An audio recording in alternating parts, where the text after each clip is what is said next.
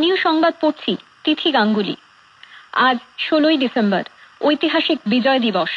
1971-এর এই দিনেই মুক্তিবাহিনী এবং ভারতীয় সেনার কাছে আত্মসমর্পণ করে পাকিস্তানি হানাদার বাহিনী। জন্ম হয় স্বাধীন বাংলাদেশের। সেই সব বীর শহীদদের আজ স্মৃতি তর্পণ করা হচ্ছে।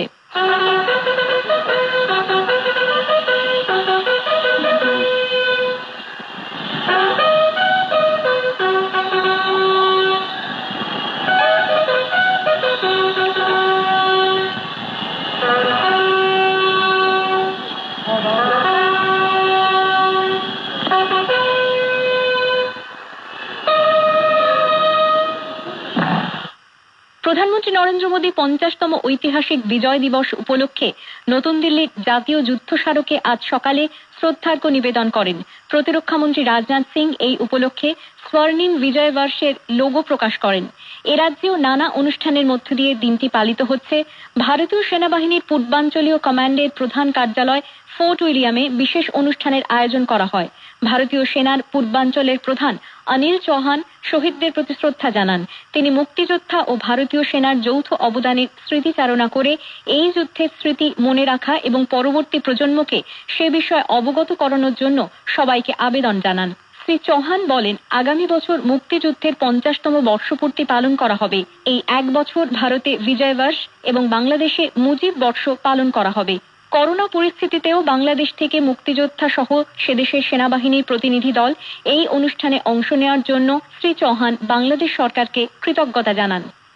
I would like to express my gratitude to the government of Bangladesh for having permitted the participation of the Bangladeshi delegation, including the Mukti Jodhas, in spite of this COVID pandemic. In my view, the celebrations would have been incomplete without their active participation. A year from now, on 16 December 2021, the nation will be celebrating the 50th anniversary of the 1971 war, also known as the Great War of Liberation in Bangladesh. Nationwide, year-long celebrations have been planned as part of Swarnim Vijay Varsh in India and Mujib Barsho in Bangladesh.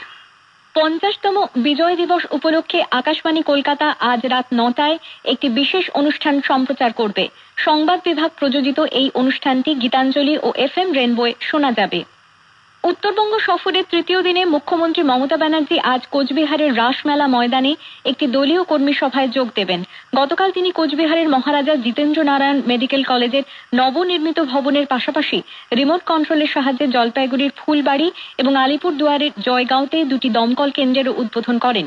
এদিকে মুখ্যমন্ত্রী উত্তরবঙ্গ সফরের মধ্যেই শিলিগুড়ির police commissioner Tripurari অথর্বকে সরিয়ে দেওয়া হয়েছে। তার জায়গায় এসেছেন কলকাতা পুলিশের অতিরিক্ত কমিশনার পদে থাকা দেবেন্দ্র প্রকাশ সিং। উত্তরকন্যা অভিযানে মৃত উলেন রায়ের মৃতদেহ দ্বিতীয়বার ময়নাতদন্ত করা হবে না। উত্তরবঙ্গ মেডিকেল কলেজ হাসপাতাল থেকে তার দেহ আজ পরিবারের হাতে তুলে দেওয়া হবে। জলপাইগুড়ি চিফ জুডিশিয়াল ম্যাজিস্ট্রেট শৈবাল দত্তের এজলাসে গতকাল আমবাড়ি ফাঁড়ির ওসি সুদীপ কুমার দত্ত ময়নাতদন্তের রিপোর্ট জমা দেন। আদালত ময়নাতদন্তের রিপোর্ট সঠিক হিসেবে গণ্য করে। আগামী বছরের মার্চ মাসে কলকাতা পুর নিগমের ভোট করানো যেতে পারে বলে রাজ্য সরকার নির্বাচন কমিশনকে জানিয়েছে। রাজ্যের তরফে কমিশনকে লেখা চিঠিতে পুর ভোটের প্রস্তুতির জন্য কিছুটা সময় চেয়ে মার্চে ভোটের আয়োজনের আবেদন জানানো হয়েছে বলে সূত্রের খবর। রাজ্য নির্বাচন কমিশন এই চিঠি সুপ্রিম কোর্টে পেশ করবে। উল্লেখ্য, কলকাতা পুর নিগমের দ্রুত নির্বাচন চেয়ে সুপ্রিম কোর্টে দায়ের হওয়া মামলার প্রেক্ষিতে 17ই ডিসেম্বরের মধ্যে রাজ্যকে পুরসভা ভোটের দিনক্ষণ জানাতে নির্দেশ দেয় শীর্ষ আদালত। গোয়ার ফতোরদা স্টেডিয়ামে আজ ইন্ডিয়ান সুপার লিগ ISL ফুটবলে এটিকে মোহনবাগান FC গোয়ার বিরুদ্ধে খেলবে। খেলা শুরু হবে সন্ধে 7:30টায়। 5টি খেলায় 10 পয়েন্ট নিয়ে এটিকে মোহনবাগান লিগ তালিকায় 3 নম্বরে রয়েছে। ষষ্ঠ স্থানে থাকা FC গোয়া 5 ম্যাচ খেলে পয়েন্ট পেয়েছে 8। গতকাল হায়দ্রাবাদ FC 3-2 গোলে SC ইস্টবেঙ্গলকে হারিয়ে দেয়। স্থানীয় সংবাদ শেষ হলো। পরবর্তী খবর শুনবেন দুপুর 3টে।